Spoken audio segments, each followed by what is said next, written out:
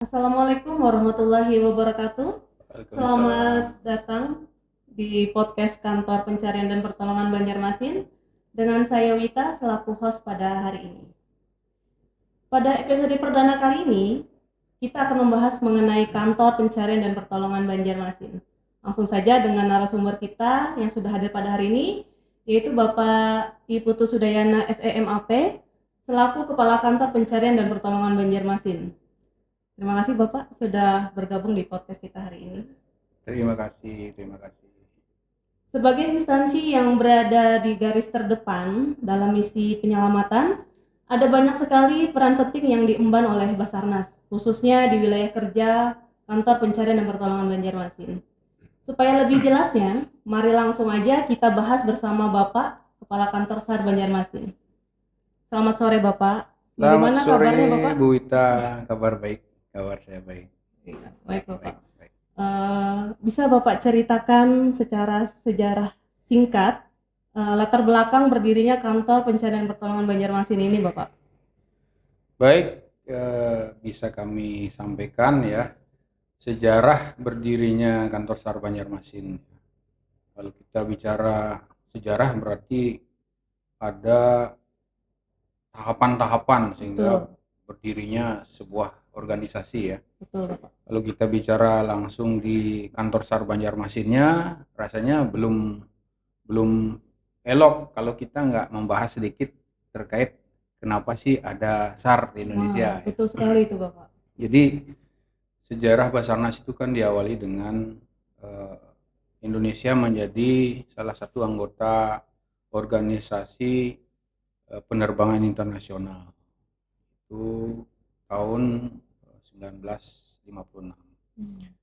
Kita masuk internasional Civil Aviation Organization, jadi organisasi penerbangan sipil internasional. Salah satu dari kewajiban kita itu adalah harus memiliki Basarnas, lembaga Pak. yang bisa memberikan pertolongan Hmm. apabila terjadi emergensi khususnya di bidang penerbangan di wilayah negara kita. Kemudian yang kedua kita masuk menjadi anggota International Maritime Organization Hmm. atau organisasi pelayaran internasional. Salah satu dari persyaratan yang wajib harus dimiliki oleh anggotanya adalah kita harus memiliki SAR, Hmm. ya, organisasi yang nantinya bisa memberikan penyelamatan atau pertolongan apabila kapal-kapal yang melewati wilayah kita Siap. mengalami satu kondisi yang emergensi itu bisa ada yang menyelamatkan. Nah, itu. Hmm. Nah, maka dari itu dibentuklah awalnya namanya Pusarnas, kemudian berubah menjadi Basari ya. Nah, apabila kita tidak menyiapkan atau membentuk organisasi SAR, maka negara kita itu tentunya akan dibilang daerah yang black area, Siap. ya, daerah hitam. Jadi apabila ada penerbangan yang melewati wilayah kita, kemudian ada kapal-kapal asing yang melewati daerah kita, mereka nggak akan berani. Jadi was-was gitu, Pak, Jadi ya? was-was Ya, betul, karena Pak. di negara itu tidak ada yang nanti yang memberikan penyelamatan apabila kita Betul, betul. mengalami satu kondisi yang emergensi. Nah, berawal dari situlah akhirnya dibentuk eh, namanya Pusarnas, kemudian berkembang menjadi Basari. Basari berkembang menjadi Basarnas. Nah, dari sanalah eh, dibentuklah unit pelaksana teknis UPT-UPT. Nah, salah satu UPT yang dibentuk adalah eh, di Banjarmasin ini. Dulu namanya bukan kantor SAR, namanya kantor subkoordinasi rescue atau SKR. Iya, iya, Ya, siap. SKR dulu namanya. SKR dulu, Pak, ya? Ya. Nah, dari SKR itulah dibentuk kurang lebih tahun 1981 dibentuk, berdirilah SKR. SKR dibentuk pertama masih kita numpang dengan Kementerian Perhubungan Udara di bandara. Oh, di Nah, bandara sehingga dulu, Pak, kita ya? numpang di bandara, ada kantor kita di bandara dulu. Samsudinur. Ya, Samsudinur Oh, ya. siap. Nah, kemudian 81 berkembang, kemudian tidak lagi namanya SKR atau subkoordinasi rescue, kemudian dirubah menjadi kantor SAR. Kantor SAR itu ada dua tipe, ada yang tipe A, ada yang tipe B. Nah, tahun 97, nah pindahlah kantor SAR SKR yang dulu ada di bandara itu pindah ke kantor yang sekarang ini, yang kita tempatin ini. Betul. Ya, itu berubah menjadi kantor SAR Banjarmasin, kelas B Banjarmasin. Nah, itu. Nah, dari sanalah terus berkembang, personilnya ditambah, kemudian sarana prasarananya juga ditambah, kemudian dibentuklah pos. Kita mempunyai dua pos ya di Tabalong sama di Kota Baru, kemudian kita punya satu unit siaga di Batu Licin, kemudian berkembang lagi karena adanya tuntutan dari apa tuntutan dari warga masyarakat, kemudian dilihat dinamika tugas-tugas kantor SAR Banjarmasin itu semakin kompleks, maka dinaikkanlah statusnya dari kantor SAR kelas B Banjarmasin menjadi kantor SAR kelas A Banjarmasin. Wow. Jadi sekarang ini sudah tipe A. Nah, jadi sudah kita bicaranya sudah tipe A. Jadi mindset kita juga harus dirubah. Yang dulunya tipe B, kita rubah sekarang mindsetnya udah mindset pegawai-pegawai Naik level, Pak. yang tipe A. Jadi naik level ya, Siap. satu tingkat naik level. Berarti kita harus mengikuti. Jangan lagi kita mempunyai mindset pikiran seperti di tipe B. Nah, itu juga harus kita rubah. Jadi itu sejarah singkatnya ya, gitu. Betul, Pak. Baik, Bapak. Mulai dari situ, Pak ya, cakupan wilayah operasi kan di kantor pencarian pertolongan Banjarmasin itu seberapa sering nih, Pak, tim harus turun tangan dalam situasi darurat di wilayah kita sekarang ini? Jadi kalau kita bicara eh, luas wilayah ya, luas wilayah kerja kantor SAR Banjarmasin ini meliputi Kalimantan Selatan, Provinsi Kalimantan Selatan, baik itu wilayah daratan, kemudian wilayah perairan. Nah, kita juga berbatasan dengan kantor-kantor SAR tetangga. Seperti di wilayah barat kita berbatasan dengan kantor SAR Palangkaraya. Di utara kita berbatasan dengan kantor SAR Balikpapan. Kemudian di timur kita berbatasan dengan kantor SAR Makassar, ya, dengan Mamuju sebagian juga berbatasan. Kemudian di selatan kita berbatasan dengan kantor SAR Surabaya, ya. Nah, area-area inilah yang kita menjadi tanggung jawab kita, baik dari sisi perairannya kalau memang ada kecelakaan di perairan maupun di daratan. Nah, inilah luas cakupan kerja kita. Nah, kalau kita bicara seberapa sering, nah ini dari tahun ke tahun tingkat atau frekuensi kejadian di wilayah kerja kantor SAR Banjarmasin ini semakin meningkat, ya. Nah, ini dipengaruhi oleh beberapa faktor. Pertama, kondisi kondisi perekonomian di Banjarmasin sudah sangat bagus ya, meningkat, sehingga orang akan berduyun-duyun datang ke Banjarmasin, baik itu untuk perjalanan bisnis, perjalanan untuk memang mereka bekerja di sini ya, sehingga perpindahan barang, perpindahan orang itu semakin meningkat. Sehingga frekuensi atau risiko terjadinya kecelakaan itu juga semakin meningkat. Berbanding lurus ya, berbanding lurus. Nah, kalau kita bicara sering ya memang meningkat dari tahun ke tahun. Peningkatan itu terutama terjadi di kondisi-kondisi yang membahayakan manusia itu sangat luar biasa tinggi di Kalimantan Selatan, di Banjarmasin ini. Apalagi kan Banjarmasin sekarang dijulukin ini, Pak ya, kota seribu sungai, Pak ya. Ya, Jadi memang semakin sering intensitas pekerja-pekerja di wilayah perairan gitu, Pak ya. betul, dan memang eh, operasi SAR yang paling sering kita laksanakan adalah operasi SAR yang di sungai-sungai tadi itu, kondisi yang membahayakan manusia, orang tenggelam, orang yang naik perahu klotok itu terbalik ya. Kemudian ada memang yang sengaja bunuh diri dan lain-lain. Nah, itu banyak sekali terjadi di sungai. Selanjutnya Bapak, bagaimana nih Pak proses kesiapan tim Basarnas itu sendiri dalam menghadapi situasi darurat, mulai dari persiapan hingga eksekusi teman-teman di lapangan, gitu, Baik, kalau kita bicara operasi SAR itu kita harus bicara ada namanya manajemen operasi SAR. Manajemen operasi SAR itu mulai dari eh, tingkat keadaan darurat ya, mulai dari Inserpa, Alerpa, Detrespa, kemudian masuk ke tahap penyelenggaraan operasi SAR. Ada tahap menyadari, tahap tindak awal, tahap perencanaan, tahap operasi, dan tahap pengakhiran atau penugasan. Nah, ini penyelenggaraan operasi SAR ini eh, bisa berjalan dengan baik apabila didukung oleh 5 komponen komponen operasi SAR. Kita satu bicara terkait dengan fasilitas, terkait dengan organisasi, kemudian terkait dengan komunikasi, terkait dengan eh, penanganan darurat, dan terkait dengan pengakhiran penugasan. Nah, ini 5 komponen inilah yang menunjang berhasilnya penyelenggaraan operasi SAR itu. Nah, kalau kita di Banjarmasin ini, kita melaksanakan siaga selama 24 jam.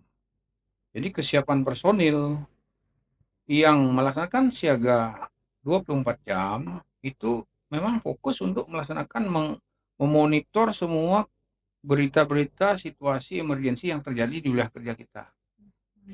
Nah, kemudian yang rutin ya, yang rutin selama 8 jam, dia fokus untuk menyiapkan sebenarnya. Menyiapkan peralatan yang nantinya digunakan oleh petugas operasi. Antisipasi Pak, Iya, supaya respon time-nya juga betul. Jadi kesiapsiagaan personilnya terjaga selama 24 jam, kesiapsiagaan peralatannya juga terjaga, ya, sehingga ini nanti tinggal digerakkan saja ke lapangan. Ya. Nah, begitu sudah namanya bergerak melaksanakan operasi SAR, itu yang menjadi perhatian kita adalah bagaimana pergerakan personil dan pergerakan alur kita betul-betul aman, betul-betul safety. Nah, di sanalah dituntut kita memiliki standar operasi prosedur atau SOP, ya. Nah, SOP ini kadang-kadang kita harus cerewet untuk memberikan atau mengingatkan kepada personil yang menyangkut safety soalnya Pak. betul, karena safety adalah yang paling utama. Lalu sebelum kita melaksanakan kegiatan operasi SAR, karena berisiko sangat tinggi risikonya, ya, saya sudah sering sampaikan di apel-apel, juga sering saya sampaikan di briefing-briefing, juga sudah sering saya sampaikan bahwa apapun pekerjaan yang dilaksanakan, baik kegiatan di umum, kegiatan di sumber daya, apalagi kegiatan operasi, itu harus betul-betul standar safety-nya harus tinggi. Artinya apa? Seorang kepala kantor memastikan bahwa personilnya safety. Begitu juga kasih operasi memastikan personil yang digerakkannya safety. Begitu juga nanti safety officer yang ditunjuk memastikan anggotanya safety. Nah, begitu juga personil yang ikut operasi itu saling mengingatkan antara satu dengan yang lainnya. Nah, sehingga ini berapa double safety nih. Nah, yang terakhir safety dari Tuhan. Nah, jadi sebelum kita melaksanakan operasi apapun kegiatan itu, kita wajib berdoa, mohon perlindungan dari Tuhan, sehingga operasi yang kita laksanakan, kegiatan yang kita laksanakan, apapun itu bisa diberikan keselamatan. Itu. Intinya jangan sampai penolong menjadi korban Pak ya. Iya, yang korban biarkan korban, kita yang menolong betul-betul safety dulu. Baru kita laksanakan operasi pencarian. Ya. Iya. Jadi gini Pak, peralatan apa aja nih Pak yang biasa digunakan dalam operasi pencarian dan pertolongan? Biasanya untuk di medan yang sulit seperti perairan atau di hutan seperti itu Pak. Baik, kalau kita menyangkut sarana prasarana ya, sarana khususnya peralatan ya, kita di kantor SAR Banjarmasin ini sudah sangat lengkap sebenarnya, sudah sangat lengkap, sudah kantor pusat sudah betul-betul memperhatikan kantor SAR Banjarmasin ini. Saya selaku kepala kantor mengucapkan banyak terima kasih kepada pimpinan, khususnya Kepala Basarnas dan seluruh jajaran Pimti Madya, Pimti Pratama, betul-betul memperhatikan kantor SAR Banjarmasin. Jadi kita dari sisi sarana yang sering kita gunakan, Kalau operasi SAR di perairan kita sudah disiapkan, kita punya kapal yang 40 meter, KN Laksmana, kapal yang 36 meter, RB 207, kapal yang 28 meter, RB 306. Nah, walaupun yang 3628 ini terbuat dari fiber. Nah, ini kita gunakan di sungai-sungai. Nah, kalau yang 40 itu bisa kita gunakan sampai ke perairan di laut. Itu karena memang safety untuk di laut. Kemudian untuk peralatan darat, kita juga sudah ditunjang dengan sarana kendaraan, ya, ada rapid Lancer unit tipe 1, tipe 2, kemudian truk personil, rescue truck, ya. Kemudian kita juga dilengkapi dengan kendaraan roda 2 berupa trail, ya. Dan yang paling modern sekarang yang kita miliki, kita kalau pencarian sekarang untuk penilaian awal kita sudah menggunakan drone melalui udara. Jadi kita punya 2 drone. Satu kita tempatkan di kantor SAR Banjarmasin ini, satu lagi kita tempatkan di pos, ya, di pos. Nah, sehingga untuk asesmen awal, ya, apakah area operasi itu aman untuk personil kita, kita bisa gunakan drone. Drone dulu nih, ya, drone dulu, sehingga bisa memantau situasi kondisi ini aman nggak, ya. Nah, drone juga membantu sekaligus pencarian, ya. Jadi ini udah canggih sekali nih sekarang ini. Oh, kita mempunyai operator juga drone, ya. Ya, salah satu operator drone tuh ya sutradara kita ini sekarang. Mantap, Pak. Ya. Nah, itu sarana prasarana untuk di air, untuk di sungai kita juga alat dive juga ada. Sarana penyelaman sudah ada, kemudian ada jet ski juga, rubberboat kita sudah lumayan cukup banyak kita memiliki, dan itu terbagi di kantor SAR, di posar dan unit siaga. Nah, kalau kita keterbatasan nanti operasi SAR yang skalanya besar, kita manfaatkan potensi SAR yang ada. Jadi jangan tangan, Pak, ya. Iya, jadi kita kalau kita kewalahan kita bisa kerahkan potensi SAR yang ada di wilayah kita. Jadi di Kalimantan Selatan ini kondisi potensinya atau antusias dari potensi SAR itu sangat tinggi. Sangat tinggi. Nah, itulah kita pinter-pinternya bagaimana kita bisa merangkul mereka sehingga mereka membantu tugas-tugas kita. Itu Bu Wita, ya. Ya, responnya juga menjadi semakin respon time kita tercapai, kemudian pelaksanaan operasi SAR kita juga berjalan maksimal. Bagaimana nih Pak prosedur yang biasa diterapkan Basarnas dalam menanggapi laporan kecelakaan atau bencana yang terjadi di wilayah kita nih Pak, khususnya di Banjarmasin? Baik, kalau kita bicara prosedur, ada yang hal-hal yang memang harus kita perhatikan, ya. Ada tahapan-tahapan mulai dari penerimaan informasi, ya, kemudian seorang operator bagaimana dia bisa menerima informasi laporan dari masyarakat, ya, bisa mencatat detail, menanyakan posisinya di mana, kejadiannya apa, lokasinya, kemudian unsur apa yang ada di sana. Nah, setelah itu dilaksanakan, ini kita bisa langsung melaksanakan Freecom Eskom, pencarian dengan komunikasi, ya. Nah, simultan dengan itu, dengan intelijen yang dilaksanakan, ini juga kita sudah menyiapkan personil dan alat, ya. Jadi seorang intelijen SAR itu menjalankan tugasnya, menggali berita informasi yang lebih banyak terkait kejadian itu. Nah, ini juga sudah dijalankan pelaksanaan penyiapan personil dan peralatan. Jadi alat-alat yang akan digunakan sudah disiapkan ini. Begitu datanya sudah lengkap, nah dibuatkanlah perencanaan. Perencanaan selesai, ini yang berangkat sudah membawa perencanaan operasi, ya. Di mana set areanya, berapa luas wilayah set areanya, ya. Berapa lama kita nanti melaksanakan operasi pencarian di area itu, ya. Kita berangkat dari mana, menggunakan apa. Ya, itu betul. Jadi itu rangkaian itu, ya, prosedurnya seperti itu yang harus. Nah, berjalan dengan itu, ini penyelenggaraan operasi SAR juga otomatis jalan, tahapnya darinya jalan, tahap tindak awalnya jalan, kemudian perencanaannya yang tadi saya bilang tuh udah jalan, operasinya jalan. Itu. Jadi itulah prosedur yang harus kita lalui. Sehingga apa? Sehingga eh, kita tidak hanya asal jalan aja. Kita jalan kemana ini? Iya, Mengerjakan apa kita betul ini? Pak.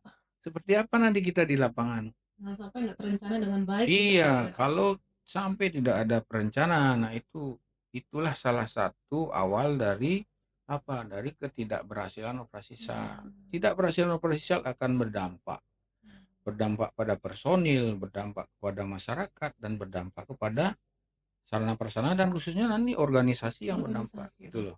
Ya, Betul. itu Mbak Wita. Oke. Ini operasi lanjut ke tantangan soal pengalaman nih Bapak. Nah, sekarang apa nih Pak tantangan terbesar yang pernah dihadapi oleh Basarnas Banjarmasin dalam menjalankan misi pencarian dan pertolongan itu Bapak? Kalau tantangan terbesar yang ini karena memang eh, saya kan baru ya 4 bulan lah di sini ya. 4 bulan. Walaupun empat Siap. bulan saya sudah bisa apa memonitor juga kejadian-kejadian apa sih yang pernah terjadi di Banjarmasin ini. Nah, kalau yang saya amati tantangan yang terbesar adalah yang pertama bagaimana kita bisa menyatukan seluruh potensi SAR yang ada di seluruh kabupaten-kabupaten ini. Betul.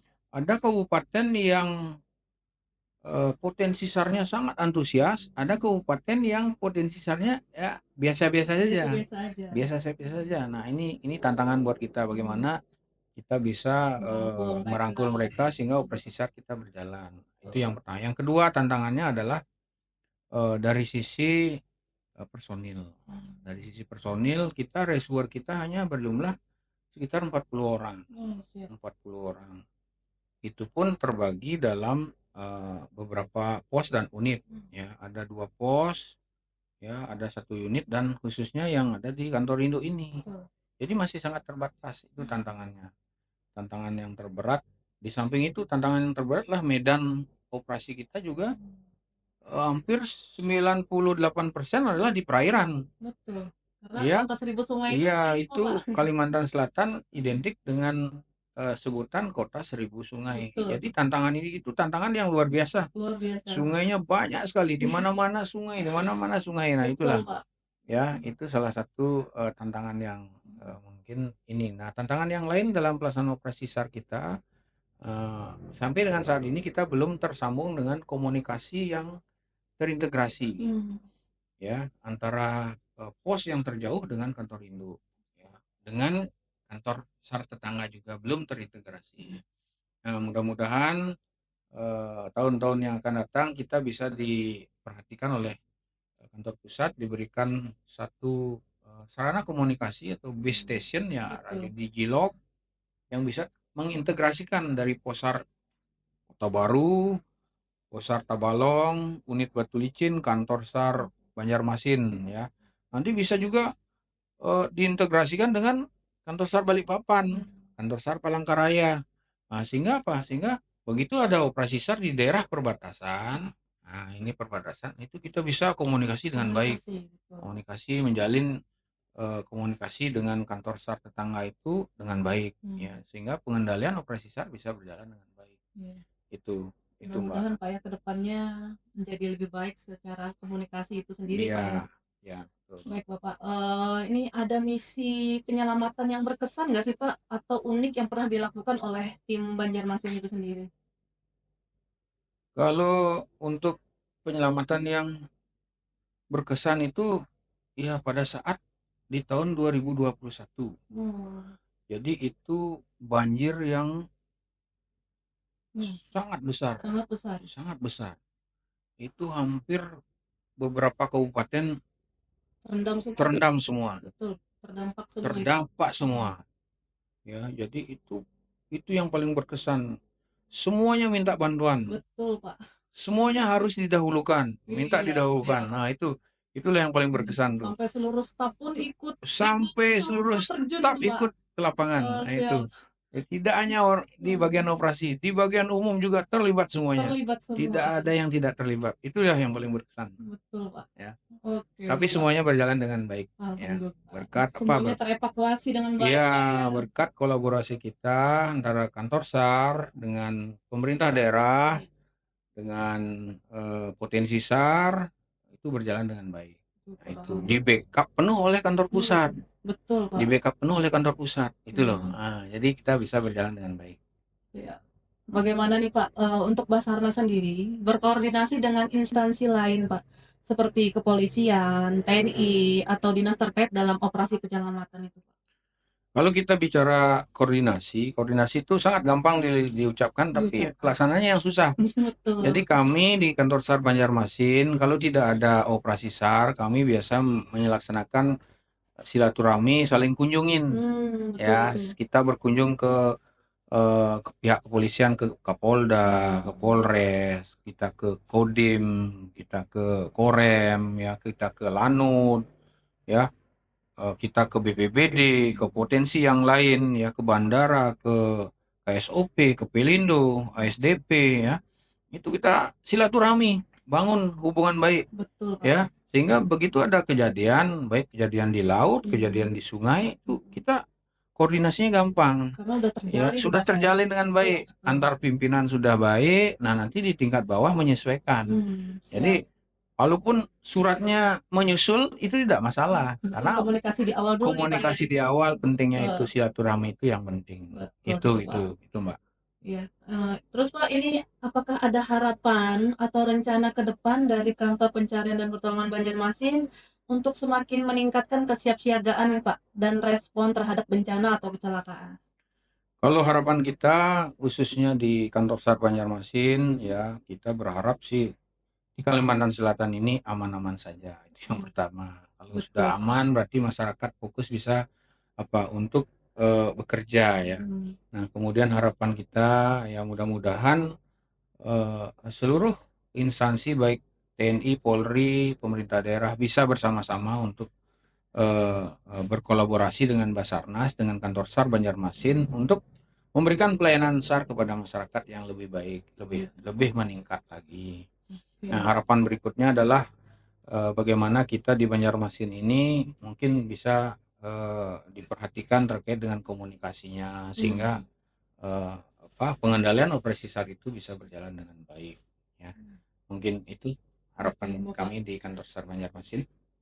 Oke. Terima kasih banyak nih Bapak atas waktu dan penjelasan yang sangat informatif sekali nih Pak. Sama-sama Mbak Wita. Semoga Kantor Pencarian dan Pertolongan Banjarmasin selalu diberikan kekuatan, keberhasilan dalam setiap misi yang diemban. Ya. Untuk para pendengar, tetap waspada dan jangan lupa selalu mengikuti protokol keselamatan yang ada. Bisa satu putaran ya Mbak ya? Bisa ya? Siap. Jadi kami di Basarnas itu ada slogan quick action. Siap. Quick action, ya. Aksi yang cepat. Salamnya apa? Satu jiwa, satu rasa. Nah, nanti di akhir segmen ini mungkin Mbak Wita bisa quick action, satu jiwa, satu rasa. Oke, boleh nanti saya pandu Bapak izin. Oke, baik. Sampai jumpa di episode podcast kita selanjutnya. Oke, Bapak, kita ucapkan salam kehormatan kita. Baik. Salam quick action. Satu jiwa, satu rasa. Afik dan jagat samagram. Wassalamualaikum warahmatullahi wabarakatuh.